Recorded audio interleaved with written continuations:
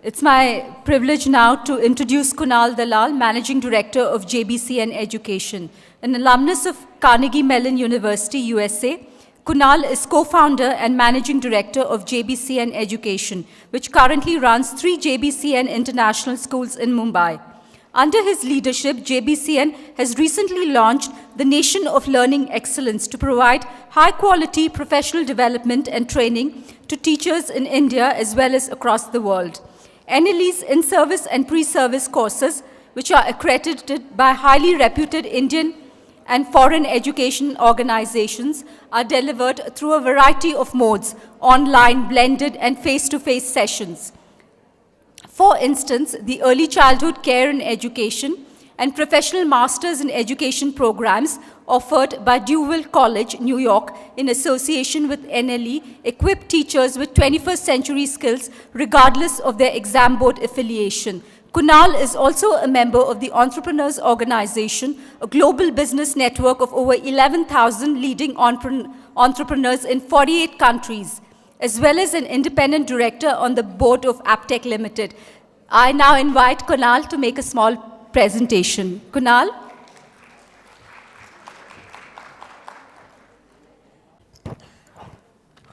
Good afternoon, everyone. Thank you for the kind words. So, I thought today I'll talk a little bit about the training needs, pedagogical leadership in the country that's required. And when I was thinking about what I should say, the first question that came to my mind is, what is education? Is it a tool for socio and economic growth? Is it an instrument for progress? I mean, the way I look at education is, I keep saying it, the best thing about education is that no one can take it away from you. Is it a tool to change tomorrow? It reforms attitudes, builds value systems. It's an investment in human capital. It trains the human mind to solve, to problem solve, to analyze, to think, to distinguish between right and wrong, and to create and voice an opinion. For me, education focuses on career advancement of individuals, which I think is so important because that's what eventually leads to the career advancement of an economy, of a country, the overall growth and progress of a country. Education broadens your mind, enhances creativity. It makes you compassionate, makes you understanding, creates awareness. I think it gives you the right tools and skill sets to make a thought into a thing. There was a very interesting study that I came across by a Nobel laureate and an economist, not an educationist, but an economist, which is called the Heckman equation. He did years of studies and research in the US. And what it showed, what he basically studied and what he researched is investment in early childhood education versus investments in education post the age of 16. And obviously they had to do years of research, years of analysis, and some of the outcomes that came out of this I thought were really interesting and I'd like to share with you. For individuals where investment was done in education at an early childhood, there was a reduction in school dropouts, lower crime rates, lower obesity and chronic diseases, a higher per capita income, and higher IQ scores. So what I understand from this is, when you invest in education post the age of 16, it gives you the skill set to be job ready, it gives you specialization, it makes you think, analyze, it gives you content and knowledge. But I think when you do investments in early childhood education, it gives you a superior development of social, emotional, physical, and cognitive growth. And I think that's what is required today. So when we think about these things and we look around and we say, how can we do this? How do we provide this? The answer is simple. It's a teacher. It's a teacher leader. It's a pedagogical leader. Someone who can create an effective learning environment, give you the right value systems, a term that's often used now in education, mindfulness in education. A teacher who can build a reflective process of teaching, where the learner's success or failure is his or her failure or success.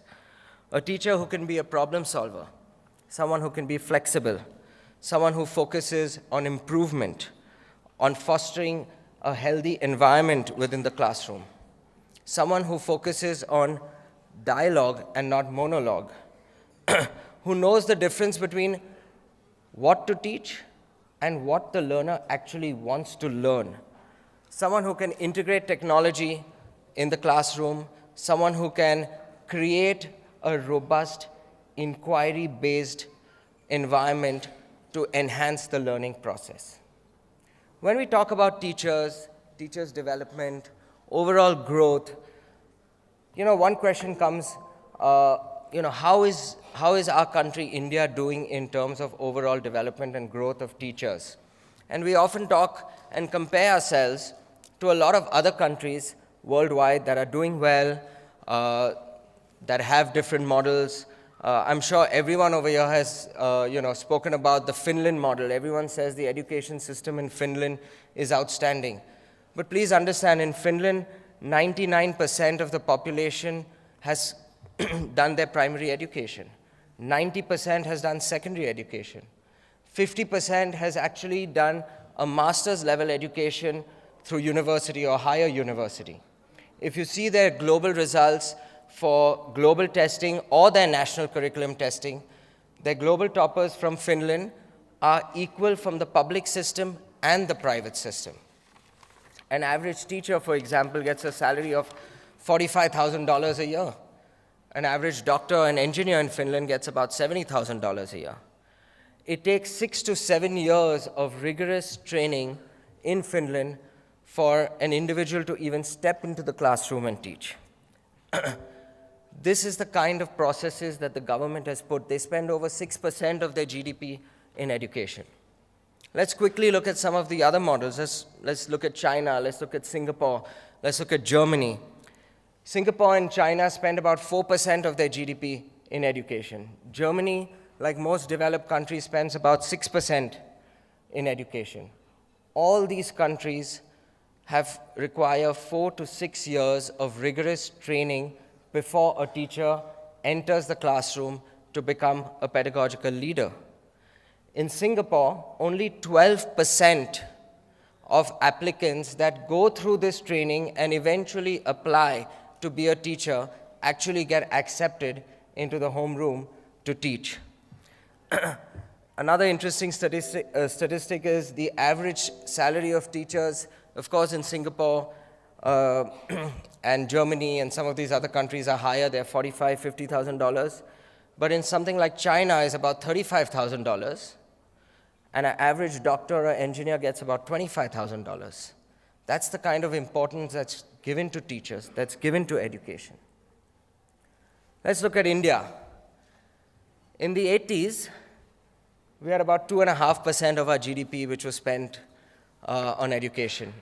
If you look at the current scenario, we're close to about 3.5%. But a little over 0.5% of that actually goes for primary and secondary education. The sad part about this is, and I can speak about Maharashtra, is for the last 3 years, about 30% of these budgets that are put for primary and secondary education go unutilized. I think we have some really good lawmakers in the country. They make good policies, thought-through policies. They have some really good frameworks, good ideologies.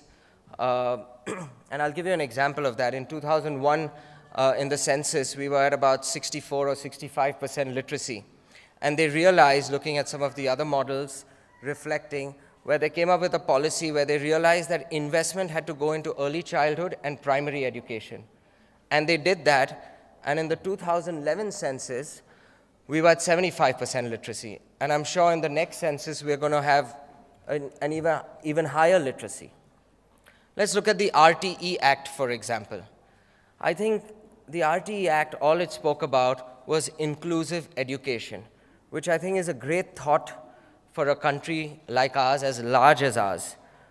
Unfortunately, the only sections that we remember from the RTE Act is Section 25, which talks about 25% reservation and no detention till grade 8.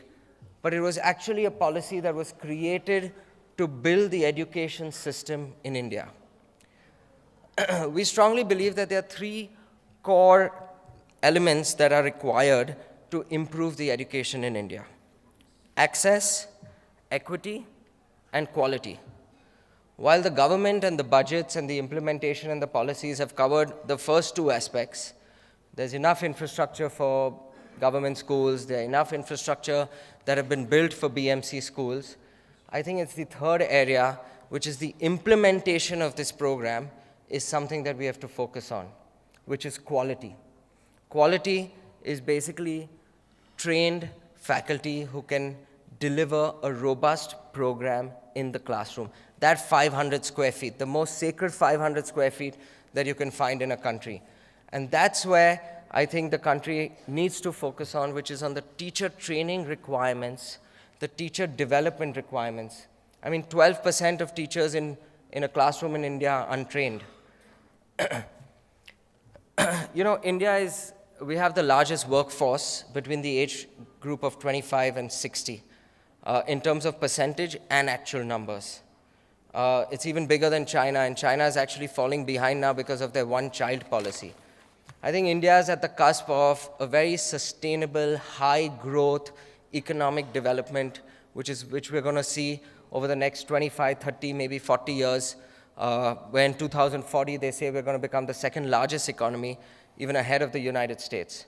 But to sustain this, to build this, I think this is the time that we need to invest in quality teachers, in training programs, in early childhood education. We need to build robust programs. I think it's educators like yourself sitting over here, entrepreneurs, lawmakers, the government, policymakers that need to come together, to sit together and conceptualize and plan how we can implement this policy, how we can implement budgets to ensure that we create the next generation of teachers. You know, when I was in school, education was different. I think teachers were teachers for a different reason. They said that teachers were born. I think today we have to create teachers. I think today is the time to create teachers who become learning companions to the next generation. We want to create teachers and individuals where this profession becomes noble again, this profession becomes well paid again, and this profession becomes aspirational again. Thank you, everybody.